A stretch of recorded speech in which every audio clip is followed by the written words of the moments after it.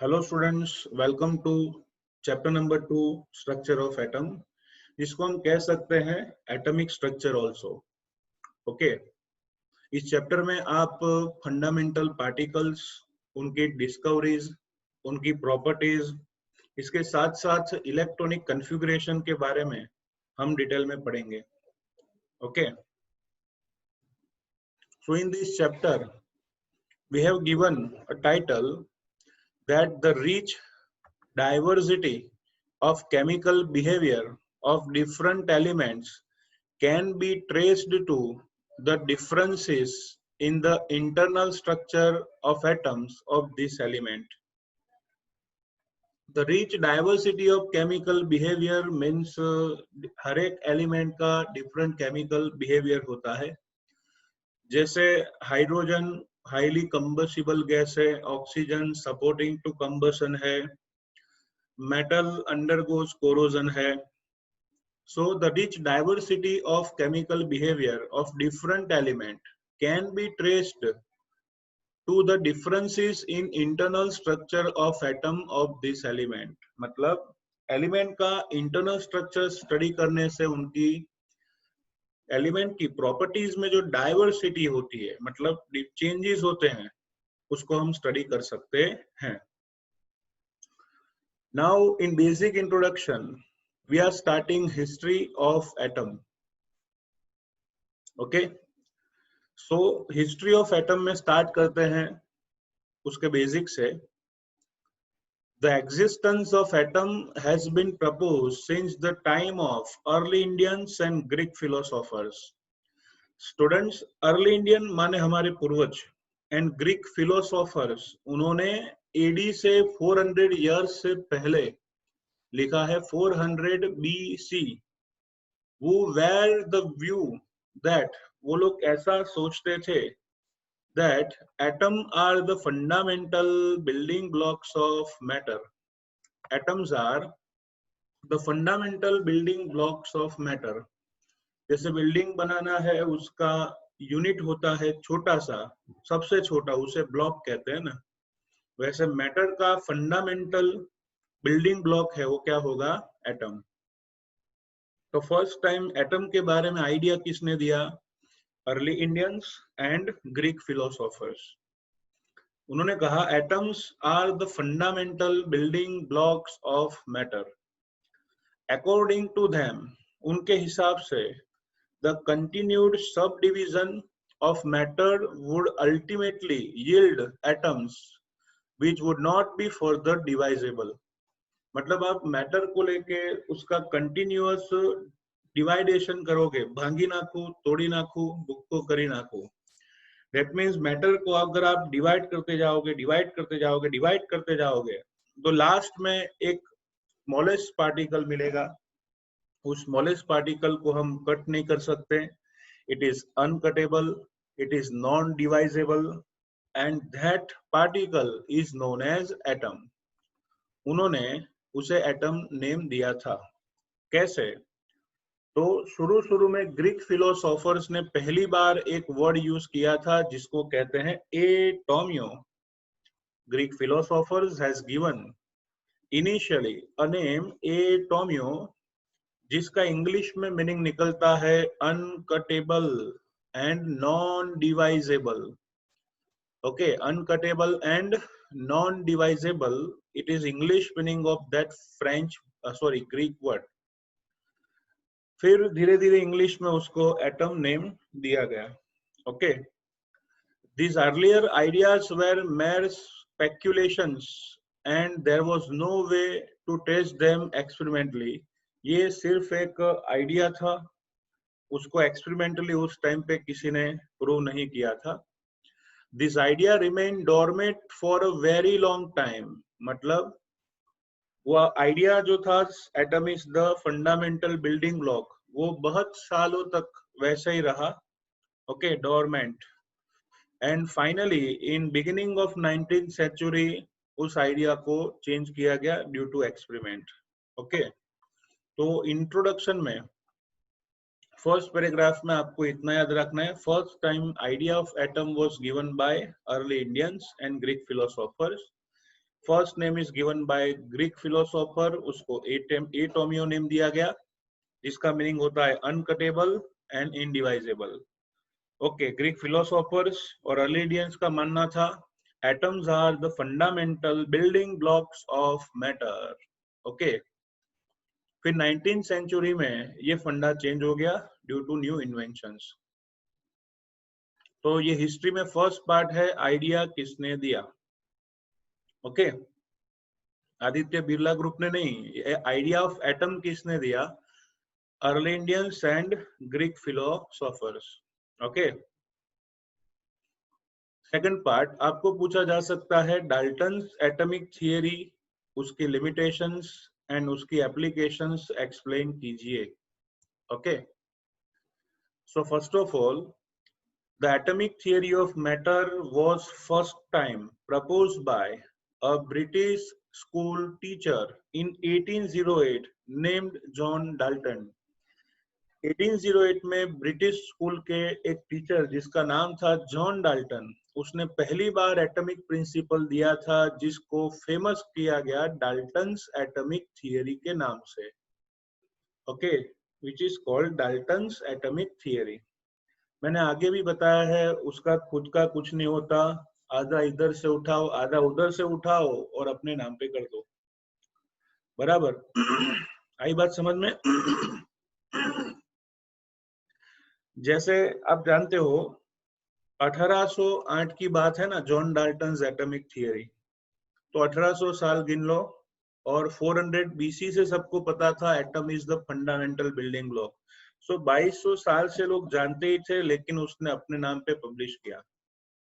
Okay, सो 1808 में British school के एक टीचर जिसका नाम था डीजे जॉन डाल्टन, उसने फर्स्ट एटॉमिक थियरी दी, जिसको कहते हैं Dalton's atomic theory. Understood? Dalton's atomic theory का उनका प्रिंसिपल था, they regarded as the atom as the ultimate particle of matter. He regarded atom as the ultimate particle of matter. मतलब उनका principal था atom is the ultimate particle of matter. Ultimate मतलब last particle. Okay, तो एक छोटा सा principal है, याद रखना है, atom is the ultimate particle of matter.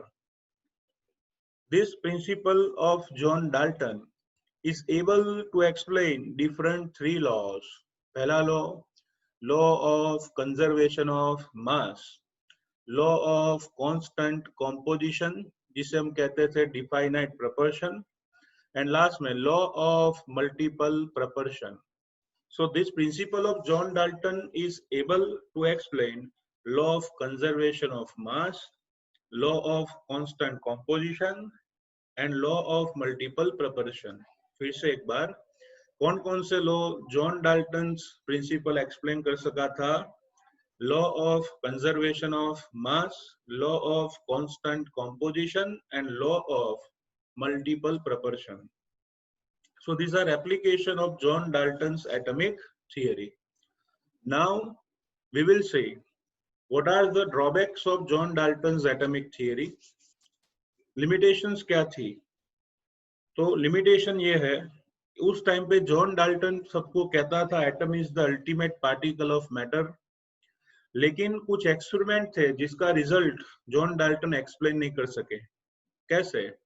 अगर मैं एबोनाइट नाम का एक स्टोन आता है, एबोनाइट स्टोन को मैं फर के साथ रब करूं, मतलब घिसू, तो उसमें स्पार्क्स होते हैं, इलेक्ट्रिसिटी जनरेट होती है। इतना ही नहीं, ग्लास रोड को अगर तिल के साथ रब करोगे तो भी आपको पता चलेगा, electricity is generated. So ebonite is rubbed with fur, ऊन, and silk is rubbed with glass rod. So electricity is generated, sparks are seen in dark, अंधेरे में आपको स्पार्क्स भी दिखेंगे. ऐसा क्यों? Why? It can not be explain by John Dalton. सबने बोला क्या आप बोल रहे हो atom is the ultimate particle, तो ये स्पार्क क्या था? John Dalton cannot explain, वो explain नहीं कर सके. So this is limitation of John Dalton's atomic theory according to this chapter. अगर मैं आगे बात करूं तो और दो लिमिटेशन है जो आपको ऐड करनी है। दूसरी लिमिटेशन ये है कि प्रिंसिपल कहता है atom is the ultimate particle, लेकिन आपको मैं बता दूं nuclear reactions okay and cosmic rays उन्होंने प्रूव किया कि atom has different three fundamental particles proton neutron electron, so this principle is totally wrong. Okay, limitation number 2, according to John Dalton atom is the ultimate or last particle, but atom possesses microscopic particles like proton neutron and electron, so this is second drawback of John Dalton's theory. Third drawback of John Dalton's theory was that generally in Dalton's atomic theory, Dalton said that the mass of atom of same element are always same. उन्होंने कहा था कि कोई भी element के सभी atoms का मास same होता है, but as you know that after some years isotopes are found. Scientist को पता चला कि भाई हाइड्रोजन का मास 1 यू ही नहीं होता है, इसके साथ साथ 2 या 3 भी होता है, जिसको हम बोलते हैं protium, deuterium and tritium. Okay, protium को बोलते हैं 1H1, ड्यूटेरियम को 1H2 एंड ट्रिटियम को 1H3. So different masses of same type of elements are also seen. Okay, oxygen की बात करें तो 8 ऑक्सीजन 16, 8 ऑक्सीजन 17 एंड 8 ऑक्सीजन 18. तो 8 ऑक्सीजन 16, 17, 18 भी मिला। फ्लोरीन 35 था, 37 भी था, फ्लोरीन 18 भी था, 19 भी था, कार्बन का एटॉमिक मास 12 भी था, 14 भी था। तो in the case of isotope, the principle was rejected due to they are saying that every atom of same element have same mass. That is wrong. So this is second part of history, that is Dalton's atomic theory. तो statement लिखिए, application and limitation. Now third step of this history of atom, उसमें आएगा बच्चों discovery of सब atomic particles. Okay, इस पर focus करेंगे, discovery of सब एटॉमिक पार्टिकल। सब atomic party discovery generally electric discharge tube के हिसाब से की गई है। सब एटॉमिक पार्टिकल्स की डिस्कवरी इलेक्ट्रिकल डिस्चार्ज ट्यूब उसका यूज करके की गई है। लेकिन ये डिस्कवरी समझने के लिए आपके पास ये प्रिंसिपल होना चाहिए, like charges repel each other and unlike charges attract each other. Understood? Same charge के बीच में रिपल्शन होगा एंड ऑपोजिट चार्ज के बीच में अट्रैक्शन होगा। ओके, इस प्रिंसिपल का यूज करके आप फंडामेंटल पार्टिकल्स की डिस्कवरी समझ सकते हो। Okay, two positive or two negative repel each other and positive to negative attract each other. Okay, तो डिस्कवरी ऑफ सब एटॉमिक पार्टिकल, उसमें फर्स्ट है डिस्कवरी ऑफ इलेक्ट्रॉन। क्या है? Discovery of electron. So students, discovery of electron, उसमें one scientist बहुत famous है जिसका नाम है माइकल फेराडे। माइकल फेराडे एक ऐसा होनहार साइंटिस्ट है कि इलेक्ट्रॉनिकल फिजिक्स और इलेक्ट्रोकेमिस्ट्री, इन दोनों में जितने भी इन्वेंशन हुए उनके बेस में साइंटिस्ट माइकल फेराडे हैं। उनके नाम पर तो बैटरियां बिकनी चाहिए। इन 1830 माइकल फेराडे साइंटिस्ट ने 1830 में इलेक्ट्रोलिसिस की डेफिनेशन दी थी। बराबर, आप सोचिए, नहीं तो इलेक्ट्रॉन के बारे में कोई जानते थे, नहीं प्रोटॉन, नहीं न्यूट्रॉन, कुछ भी नहीं जानते थे। Atom is the fundamental building blocks, इतना ही जानते थे, फिर भी उस टाइम पे उन्होंने बैटरी बना के यूज करके इलेक्ट्रोलिसिस समझाया था। तो आप 10th में भी पढ़े हुए हो इलेक्ट्रोलिसिस क्या है, लेकिन पहले मैं डायग्राम से आपको समझाना चाहूंगा। You can see this is vessel which is called electrochemical cell. और इलेक्ट्रोलिटिक सेल। चलो मैं इलेक्ट्रोलिटिक सेल ले रहा हूं यहाँ पे, बराबर, ये वेसल है उसका। In this vessel we are taking a solution which is called electrolytic solution या फिर electrolyte. In this electrolyte we are taking electrodes. यहाँ पे मैं ले रहा हूँ electrode. Okay. आपको पता होगा electrodes are metal strips dipped in electrolytic solution. उन्होंने दोनों इलेक्ट्रोड को एक्सटर्नल सर्किट में बैटरी से ज्वाइन किया। Both of the electrodes are dipped in the solution of electrolyte. Okay. बड़ा जो डैश है वो पॉजिटिव टर्मिनल, छोटा डैश नेगेटिव टर्मिनल। तो साइंटिस्ट माइकल फेराडे ने एक्सप्लेन किया, क्या एक्सप्लेन किया कि if we dip electrodes in electrolytic solution and if we continue the electric current, if we pass electric current through the solution, so oxidation and reduction means redox reaction occurs at electrode which results in liberation of matter or deposition of matter. Generally anode के road में से, anode के road पर से gas evolve होता है।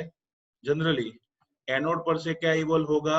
Gas, मतलब liberation of matter हुआ। और कैथोड पर मेटल डिपोजिट होती है, तो ये हुआ डिपोजिशन ऑफ मैटर। इस पूरी प्रोसेस को कहेंगे electrolysis. So Michael Faraday showed that if electricity is passed through the solution of an electrolyte, so reactions, chemical reaction occurs at electrode which results in liberation or deposition of matter. It is known as electrolysis. फिर से, if electricity is passed through the solution of an electrolyte, chemical reactions occur at both of the electrodes.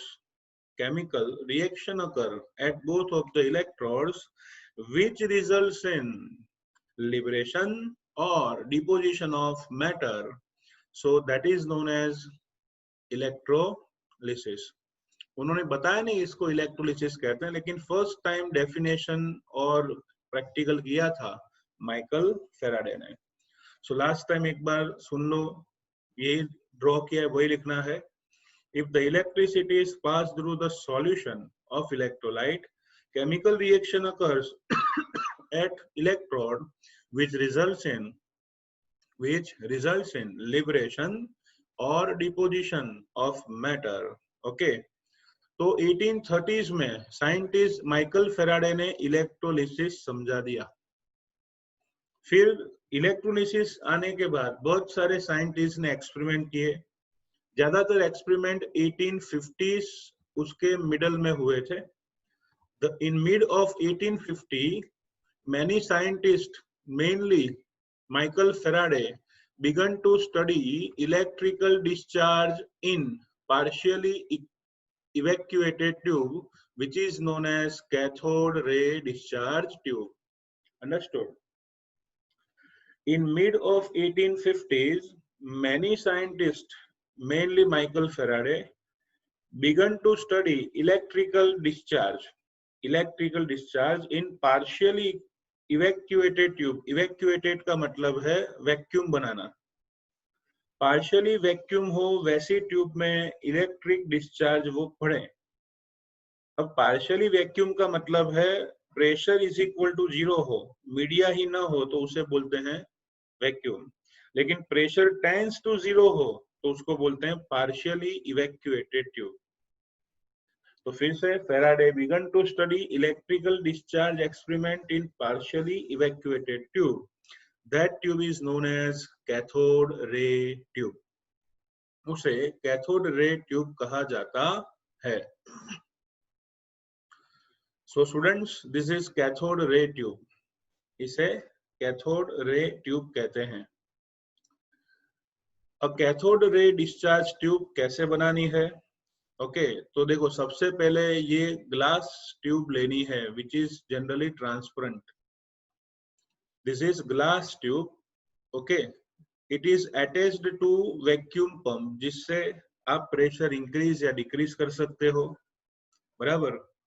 Pressure tends to 0 ले जाना है, मतलब partially evacuated tube बनानी है, तो फिर वैक्यूम पंप से एयर खींचेंगे। Okay, so first of all in this glass tube, at both of the end, two metal strips are sealed at both of the ends. दोनों एंड पे दो metal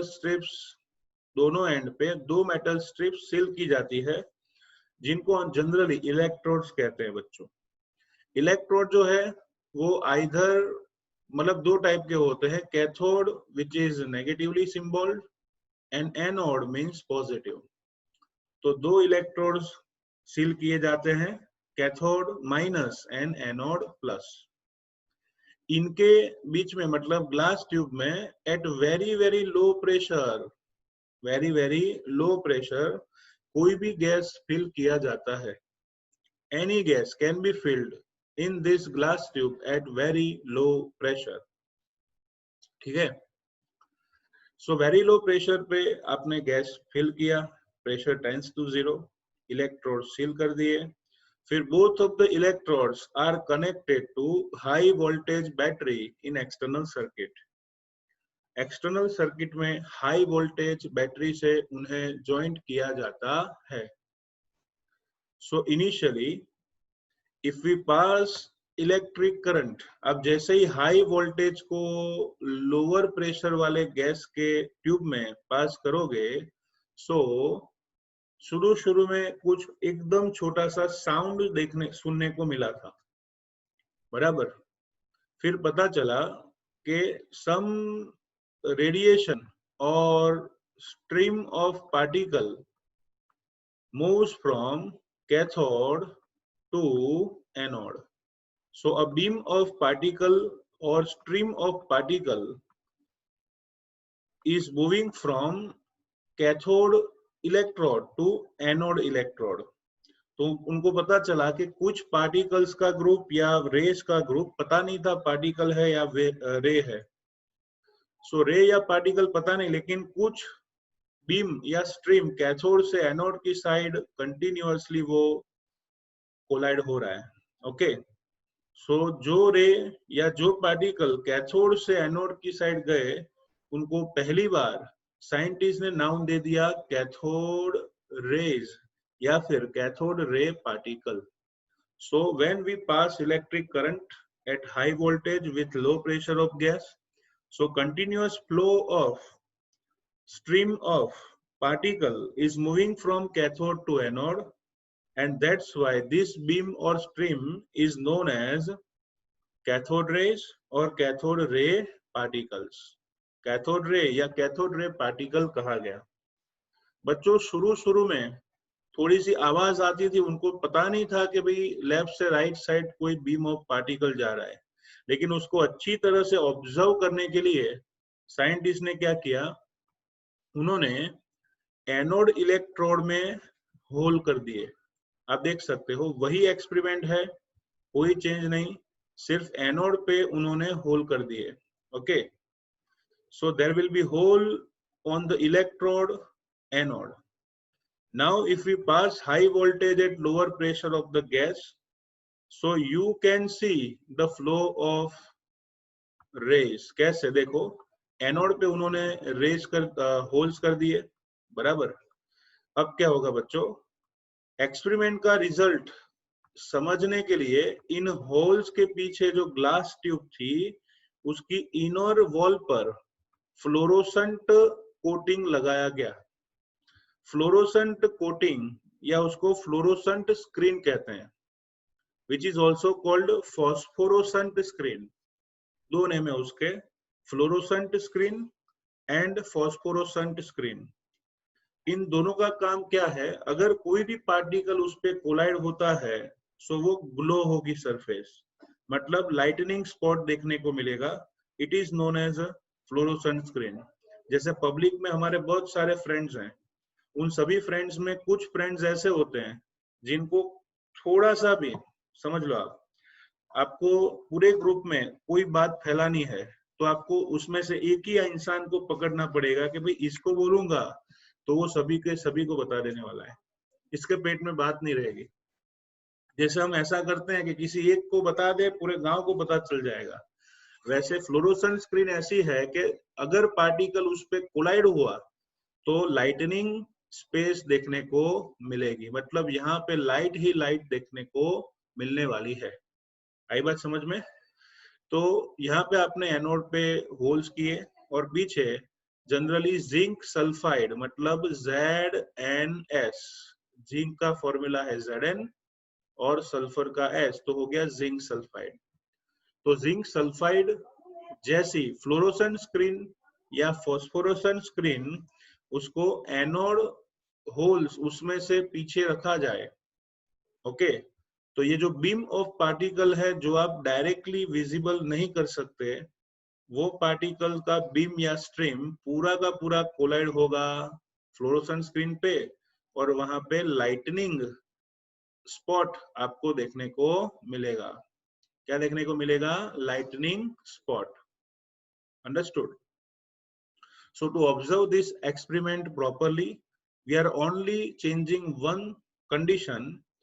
anode जो है उस मेटल इलेक्ट्रोड को whole करके stitch किया जाता है right side, and the stream of particle which is called cathode rays or cathode ray particle moves from cathode minus to anode plus and passes through the hole and collide with fluorescent screen and it gives lightning spot. क्या देगा वो? lightning spot देता है। तो clear हो गया? क्या clear हुआ कि भाई रेज जो है वो कैथोड से स्टार्ट होके एनोड की साइड जाते हैं, मतलब moving from negative terminal to positive terminal, और जो पार्टिकल पॉजिटिव टर्मिनल से अट्रैक्ट होगा उसका खुद का चार्ज क्या होगा? नेगेटिव। ओके, उसका खुद का चार्ज क्या होगा? नेगेटिव। इसलिए माना गया कि cathode ray particle should have negative charge. ऐसा इन्वेंशन पहली बार माइकल फेराडे ने 1850s के आसपास किया था। अंडरस्टूड? सो दोनों डायग्राम सेम है, don't worry about it. Only ध्यान रखना है पहले में एनोड सीधा लेना है फिर होल के साथ लेना है, और you must write here high voltage, बराबर। तो एक चीज याद रखना, यहाँ पे आपको गैस तो लेना है लेकिन इतना कम लेना है जिससे प्रेशर टेंस टू 0 हो जाए। ठीक है, प्रेशर टेंस टू 0। सो ये एक्सपेरिमेंट किया था किसने? साइंटिस्ट माइकल फेराडे ने। मैं आपको सिर्फ नॉलेज के लिए बताना चाहता हूँ, कैथोड रे ट्यूब एक्सपेरिमेंट पहली बार साइंटिस्ट रॉबर्ट क्रूक्स ने किया था। मैं उसका स्पेलिंग भी लिख रहा हूँ, लेकिन ये सिर्फ नॉलेज के लिए है। माइकल फेराडे ने एक्चुअली इतना नहीं किया था। स्पेलिंग ऐसा है, रॉबर्ट क्रूक्स। ये एक ऐसा साइंटिस्ट था जिसने पहली बार कैथोड रे ट्यूब्स का सक्सेसफुल एक्सपेरिमेंट किया था, लेकिन इसके बेस में माइकल फेराडे है, तो ये श्रेय भी टेक्स्ट बुक वालों ने माइकल फेराडे को दिया है। ओके, तो देखो यहाँ पे पूरा एक्सपेरिमेंट आपको एक्सप्लेन किया है जो मैंने समझाया। The flow of current from cathode to anode was further checked by making a hole in the anode and coating the tube behind anode with phosphorescent material like zinc sulfide. When these rays after passing through anode strike the zinc sulfide coating, a bright spot is observed. क्या मिलेगा? Bright spot observed होगा। तो electric discharge tube का experiment समझाइए, तो यहां तक आपको लिखना है। अंडरस्टूड? ओके। लेकिन आपको 3 मार्क्स या 4 मार्क्स में पूछते हैं कि उसका ऑब्जर्वेशन या रिजल्ट भी एक्सप्लेन कीजिए, तो आपको आगे का भी लिखना होगा। तो एक्सपेरिमेंट आप अच्छी तरह से समझ गए हो। Let us see the results of this experiment are summarised below. तो इस एक्सपेरिमेंट से रिजल्ट्स हम निकालेंगे। सबसे पहला result, cathode ray starts from cathode move towards anode. मतलब ये रेडिएशन जो है वो कैथोड से स्टार्ट होके एनोड की साइड जाता है। कैथोड से स्टार्ट होके एनोड की साइड ये रेडिएशन जाता है, ठीक है। Second thing, this rays themselves are not visible. आप ऐसे ही देखोगे तो आपको दिखेगा नहीं। This rays themselves are not visible but their behavior can be observed with the help of certain kind of material like fluorescent screen or phosphorescent screen which glow when hit by them। जब ये radiations या particle वो sensitive material पर collide होगा, okay, तभी आप उसकी surface glow होने से समझ पाओगे कि नहीं ये स्ट्रीम ऑफ पार्टिकल कैथोड से एनोड की साइड ट्रैवल कर रहा है।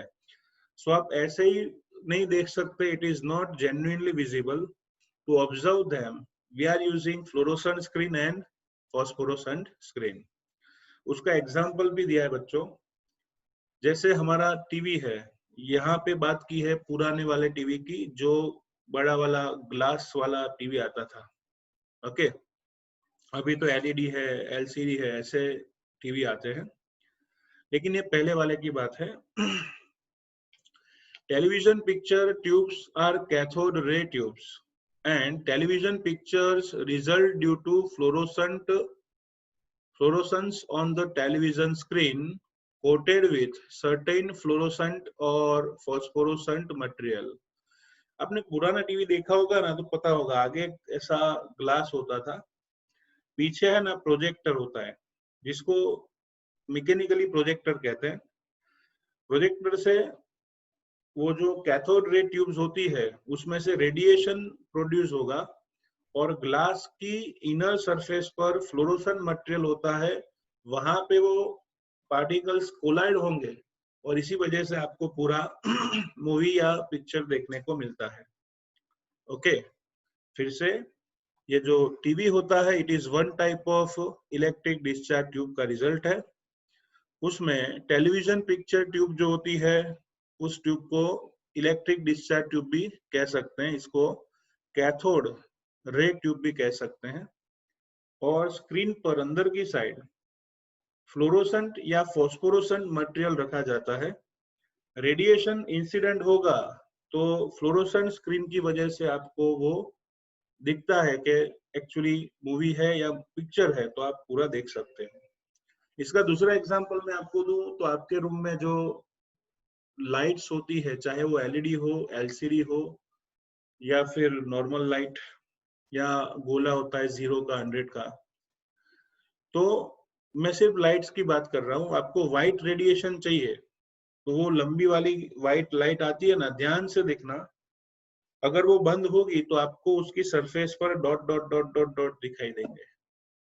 It is also chemical which is fluorescent और फॉस्फोरेसेंट केमिकल। तो इन शॉर्ट बच्चों, सेकंड टॉपिक है these rays themselves are not visible, their behavior can be observed by some chemicals which is called fluorescent or phosphorescent material। when particles hit on the surface of them they glow, वो glow होते हैं। television tube, it is itself a cathode ray tube, and to observe the result of television these radiations are incident on the glass of the television which also occupies phosphorescent or fluorescent material। Third one, in the absence of electric or magnetic field these rays travel in straight lines, okay। in absence of electrical or magnetic field these rays travel in straight line, okay। Electric और magnetic field दोनों की absence में वो सीधा travel करते हैं। इस experiment को समझाने के लिए मैं ये डायग्राम आपको समझा रहा हूँ। देखो बच्चों, ये है हाई वोल्टेज बैटरी, यहाँ पे है कैथोड जिसको हम बोलते हैं माइनस, सामने है एनोड जिसको बोलते हैं प्लस। एनोड के बीच में हमने होल किया हुआ है, ओके। एनोड के बीच में क्या किया है? होल। कैथोड से एनोड, उसकी डायरेक्शन में बीम ऑफ कैथोड रेस जाएगा कि नहीं जाएगा? अरे भाई जाएगा।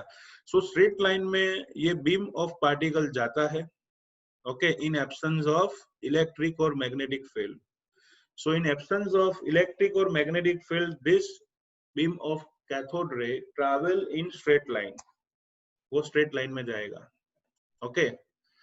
चलो फिर आगे भी देखो, अगर ये इलेक्ट्रिक फील्ड है ऊपर नीचे प्लस एंड माइनस, और लेफ्ट एंड राइट है magnetic field north and south pole. सोचो कि इलेक्ट्रिक फील्ड भी नहीं है, मैग्नेटिक फील्ड भी नहीं है, ओके। तो ये बीम ऑफ पार्टिकल सीधा कहा जाएगा? फ्लोरोसेंट स्क्रीन पे रेफरेंस पॉइंट बी पे।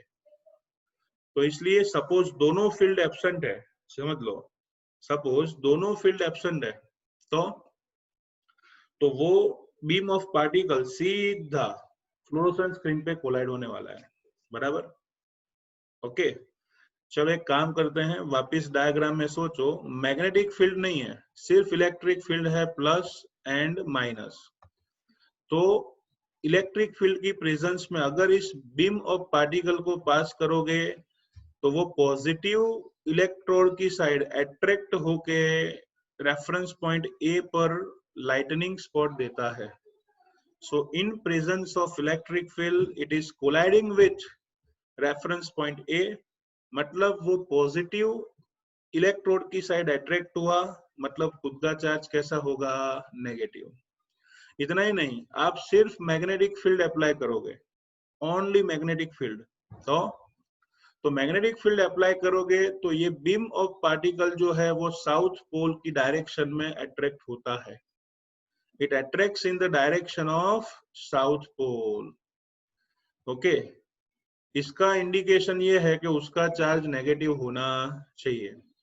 तो बच्चों कोई भी फील्ड ना हो, देखो चार चीजें याद रखनी है, कोई भी फील्ड ना हो तो moves in straight line direction, अगर इलेक्ट्रिक फील्ड हो so moves in negative direction, magnetic field हो मूव्स इन साउथ डायरेक्शन, और दोनों फील्ड हो तो भी वो सीधा ही चला जाता है। दोनों फील्ड प्रेजेंट हो ना सेम इंटेंसिटी से, तो वो सीधा चला जाएगा। क्यों सीधा जाएगा? क्योंकि दोनों फील्ड है ना, तो पॉजिटिव टर्मिनल बोलता है ए की साइड आओ, साउथ पोल बोलता है सी की साइड आओ, तो वो कंफ्यूज हो जाएगा, सीधा चला जाएगा। तो ये चारों रिजल्ट इंडिकेट करते हैं beam of particle should be negatively charged. Remember, beam of particle should be negatively charge. फिर से एक बार बच्चों मेरे साथ बोलना है, मन में जोर से बोलिएगा, इन absence of any field it moves in straight line direction, okay. In presence of electric field is moves in direction of positive terminal, in presence of magnetic field in moves in direction of south terminal, in presence of both field it moves in direction of straight line.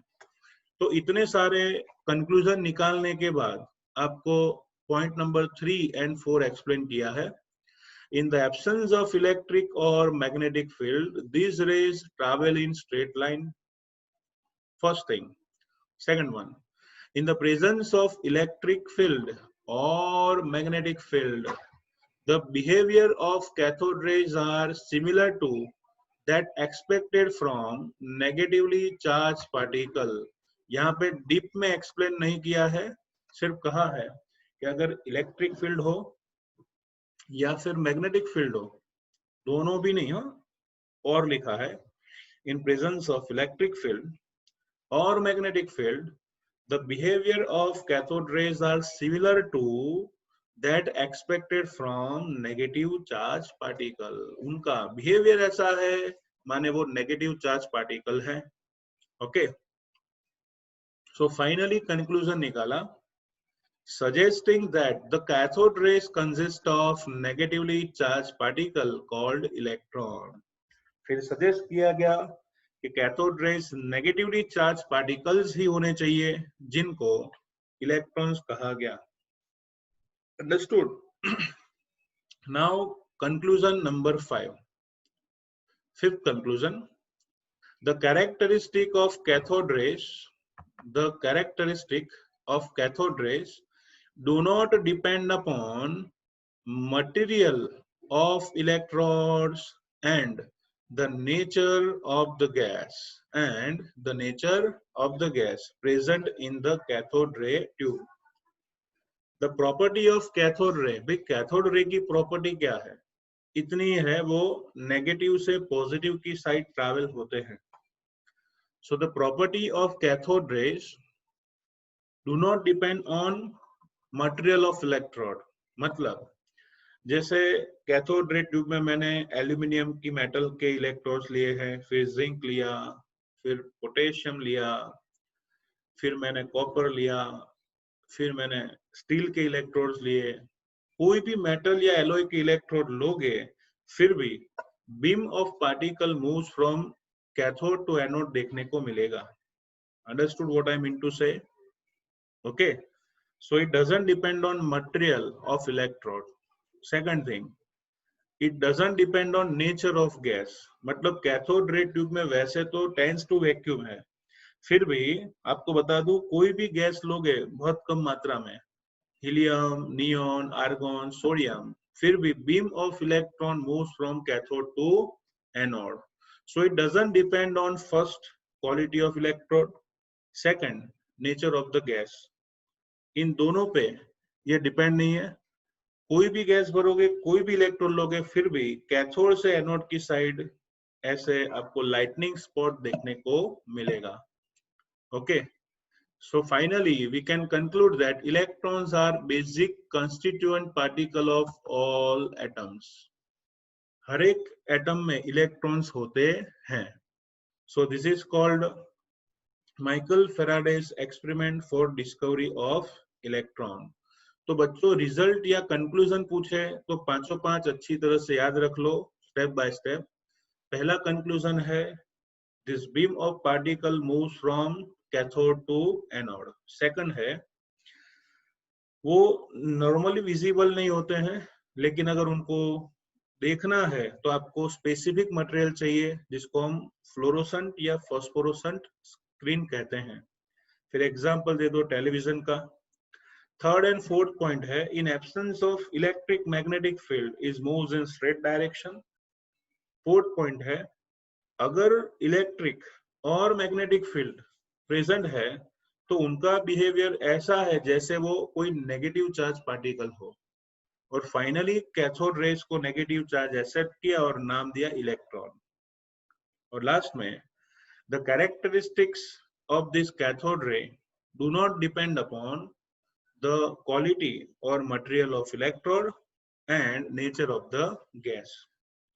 Okay students, so this is discovery of electron which you have to study very much. और generally इस बड़ी theory को 5 marks में पूछ सकते हैं, 4 marks में भी पूछ सकते हैं, 3 मार्क्स में पूरा पूछ सकते हैं, सिर्फ एक्सपेरिमेंट पूछ सकते हैं, या फिर सिर्फ कंक्लूजन पूछ सकते हैं, या फिर सिर्फ डायग्राम पूछ सकते हैं. बराबर, हम सब कुछ करेंगे तो आप बोल सकते हो कि कुछ भी पूछो, कोई प्रॉब्लम नहीं है. ठीक है, तो अच्छी तरह से बच्चों आपको ये आज तैयार करना होगा. अंडरस्टूड. और नेक्स्ट लेक्चर में हम आगे बढ़ेंगे डिस्कवरी ऑफ प्रोटॉन और एक्सपेरिमेंट ऑफ मूलिकन. ठीक है, सो इतना आपको होमवर्क में करना होगा. बच्चों ये जो टेक्स्ट बुक है उसकी पीडीएफ तो मैं भेज रहा हूँ चैप्टर 2 की, लेकिन इसके साथ साथ मैं शायद आपको 1-2 दिन में मॉडर्न पब्लिकेशन की बुक मैंने क्लास पे भिजवाई है, वो आपको मिल जाएगी. पढ़ेंगे हम सिर्फ टेक्स्ट बुक में से मोस्ट ऑफ थियरीज. ओके, ज्यादातर थियरीज टेक्स्ट बुक में से ही पढ़ेंगे, क्योंकि लाइन टू लाइन हर एक कंसेप्ट आपका क्लियर हो जाए. लेकिन लिखना कैसे है वो आपको मॉडर्न में दिया है कि how you have to write in your examination. तो आपको अगर टेक्स्ट बुक में से लिखना अच्छा लगता है तो आप बुक में से लिखो. मैं वैसे भी हर एक क्वेश्चन में कितना लिखना है समझा रहा हूँ. बराबर, आप उतना नोट कर लो. और मॉडर्न एक बहुत अच्छी बुक है जिसमें एक्स्ट्रा क्वेश्चंस और कंसेप्ट भी ज्यादा दिए होते हैं, तो उस बुक में से भी